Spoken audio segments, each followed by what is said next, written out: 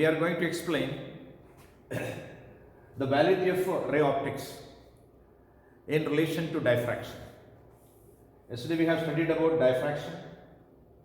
diffraction, central maxima and secondary minimas and maximas, everything we have explained. Today, this is our topic, validity of ray optics based on diffraction of light. Ray optics speaks that light travels in a straight line, while diffraction occurs only because light travels in the form of waves. So we are considering the slit width and the central maxima. So in diffraction image, what is called a central maxima, whose spread, that is the spread of the central maxima, when it is equal to the aperture of the slit, then we can say that light travels in a straight line and make an image of the same size. We can say that the ray optics is valid. Actually, light travels in the form of waves only. Right? So, to an approximation, we can say that light travels in the form of in a straight line also we can say. On what condition we can say? If the slit width, aperture of the slit is same as equal to the diffraction spread on the screen, then we can say that ray optics is valid. So for that, what we have to do is we have to adjust the distance between the screen and the plane of the slit such a way that the aperture of the slit is exactly equal to the diffraction spread seen on the screen. Right? Now this distance between the plane of the screen and the plane of the slit is called Fresnel distance. Fresnel distance is denoted by ZF. X is equal to the diffraction spread. Diffraction spread is equal to width of the slit or aperture slit. So X becomes equal to D. That means the diffraction spread X becomes equal to the aperture slit. For that, the distance between the slit and the screen has to be adjusted. That distance D now is called ZF, is also called as what you call Fresnel distance. And D is equal to 2M, D is equal to ZF. Therefore, small d is equal to ZF. So, D is equal to, D means diffraction spread, that is same as equal to the aperture of the slit, that is ZF into lambda divided by D. So in place of capital D we will write ZF and lambda divided by D. D is not seen here, mark it, it is small d only. Therefore ZF is equal, ZF means Fresnel distance.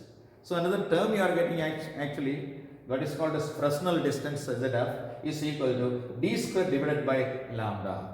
What is lambda? Lambda is the wavelength of light and D is the aperture of the slit.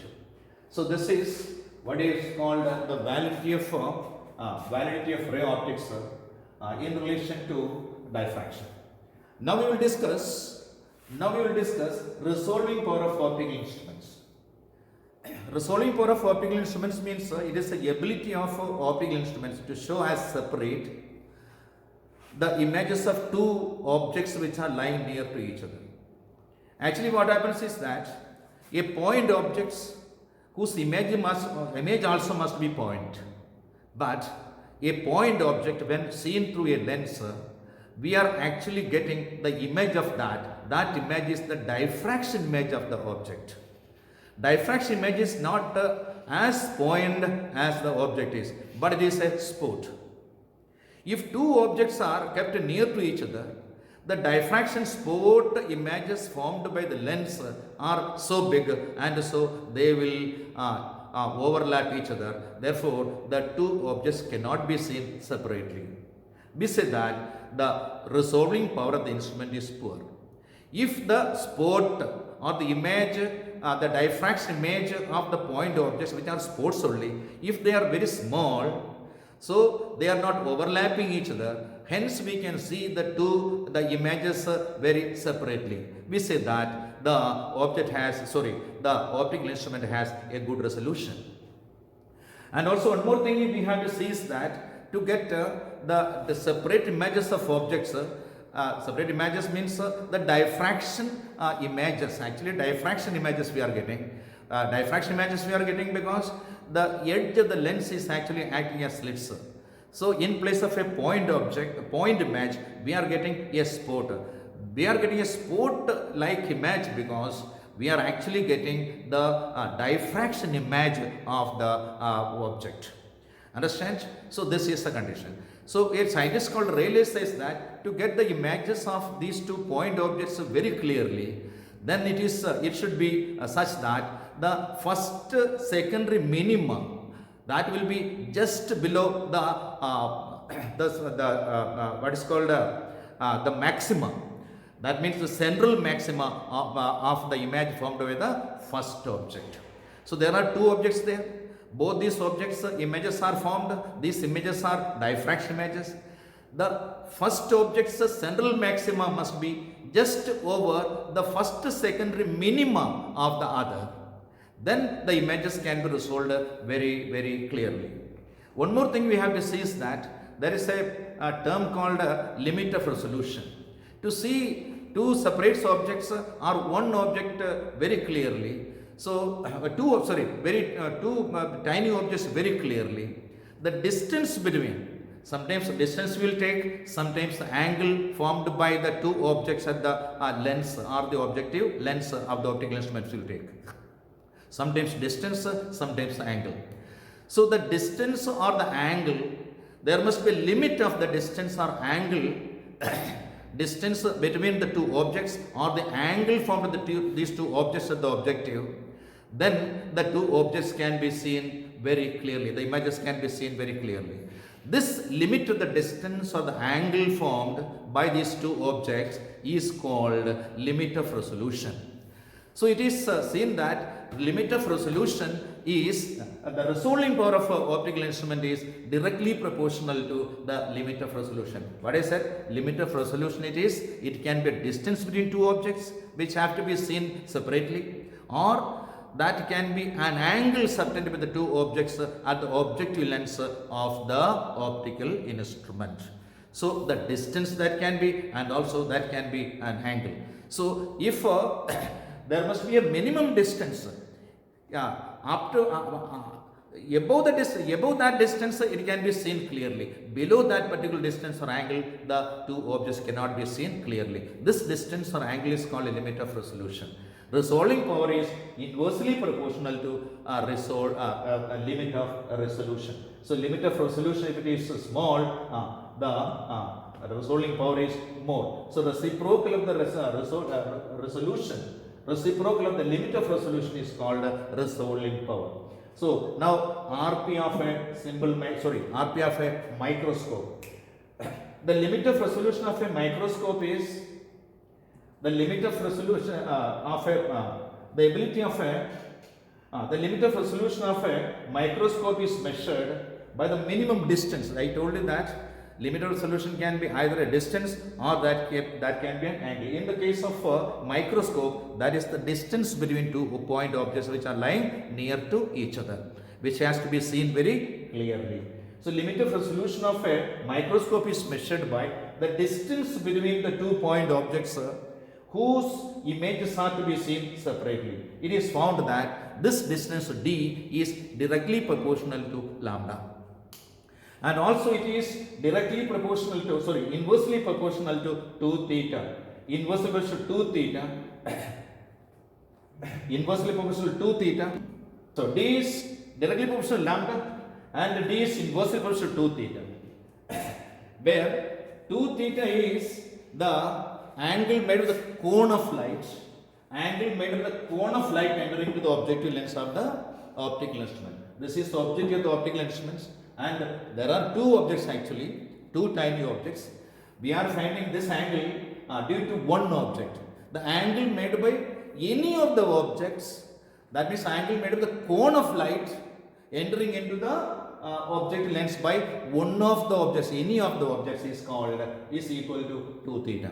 So we can write D means limit of resolution is directly proportional to lambda divided by 2 theta. Lambda by 2 theta. What is 2 theta? 2 theta is the angle made by the cone. Angle made by the cone of light entering into the objective of the optical instruments. So in this case we can write, if theta is very small, then theta is equal to sin theta. Therefore D is equal to lambda by 2 sin theta we can write. And also everybody knows that resolving power of an optical instrument is reciprocal of the limit of resolution. In this case, limit of resolution, in the case of a microscope, limit of resolution is a distance. So Rp is equal to 1 by D, that is equal to 2 sin theta divided by lambda. If the medium between the object and the object length is mu, then D is equal to lambda divided by 2 mu sin theta. And Rp is equal to 2 mu sin theta divided by lambda. Why? Because Rp, resolving power, is inversely proportional to the limit of resolution. Here mu sin theta is called numerical aperture of the objective of the microscope. Usually it is marked in front of, that means along with the objective length, it is also marked in a microscope. So this is the resolving power of a compound microscope. The resolving power of a compound microscope, Rp is equal to 2 mu sin theta divided by lambda. From this relation it is clear that Rp can be increased by increasing the value of mu. Mu means the distance, the space between the lens and the object. If it is filled with a material of high value of refractive index, resolving power can be increased. But mu sin theta is called numerical aperture. Numerical aperture, to increase, we have to increase the value of sin theta. To increase the value of sin theta, it is very difficult. So we can say that mu sin theta as a whole, it is very difficult to increase, because to increase mu sin theta, we have to increase the size of the microscope. That is not possible. So the best thing is to increase the value of lambda. What is lambda? Lambda is the light used to illuminate the 2 point objects which are lying very near to each other. So it is very simple to increase the value of Rp. The best thing is to increase the value of the wavelength of light used to illuminate the 2 point objects. That is why in laboratories where microscopes are used, examining tiny objects like microorganisms and all, we use blue light. Blue light has very small wavelength. Hence, the resolving power of the instrument can be increased. 2 objects lying very near to each other can be seen very clearly. And this ability of an instrument, optical instrument, is called resolving power. So, this is the resolving power of a compound microscope we have explained. So, next we are going to explain the resolving power of a telescope. Resolving power of a telescope is the ability of the instrument to show us separate the images of 2 objects which are lying at a far off distance away. Far off distance away means heavenly objects, because a telescope is used to see far off objects like stars and small, very far off objects. Terrestrial objects also can be used to see that. So, suppose 2 stars are lying.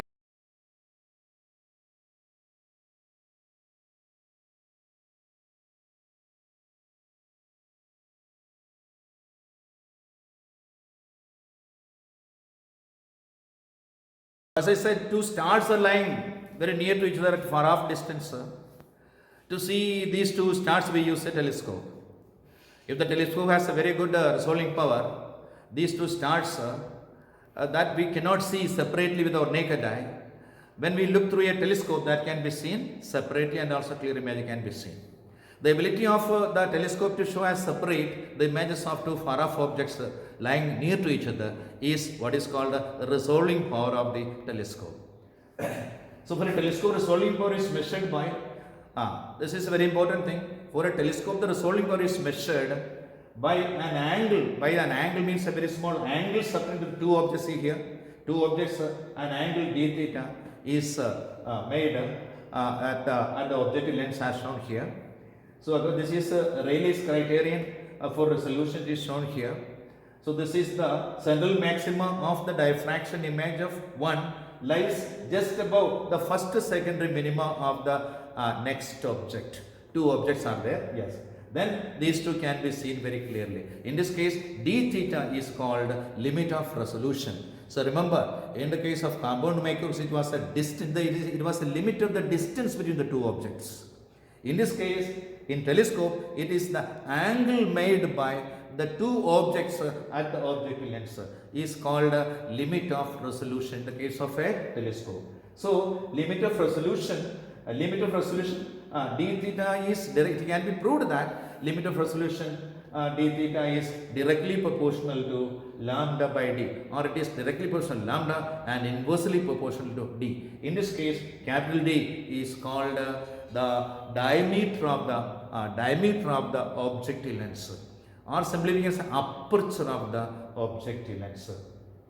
If the aperture of the object lens is large, its refracting area is more. So it can collect large amount of light coming from a far off object, and the image formed will be of great contrast. So this is limit of resolution d theta is directly proportional to lambda by d. So for circular aperture of lenses, we can also write d theta is directly proportional to 1.22 lambda divided by d. This is exclusively for lenses having circular aperture. This also can be proved, and this proof is not done here. No need for that. So to an approximation, we can write d theta is equal to 1.22 lambda divided by capital D. Now RP is inversely proportional to limit of resolution. Therefore RP is equal to d divided by 1.22 lambda. So RP, from the relation, it is very clear that resolving power of a telescope, it can be increased by increasing the aperture of the objective lens. So this is also, so lambda means it is a far off object. It is very difficult to use such a light to illuminate the objects. There is no need of illumination. Yes. So the best way of increasing the resolving power of a telescope is to increase the aperture. So that is why usually we say that the objective lens of a telescope is of a very large size. Very large size. That its focal length is also very high. That the refracting area of the convex lens is very large, so that it can collect large amount of light. This is about resolving power of optical instruments. Good.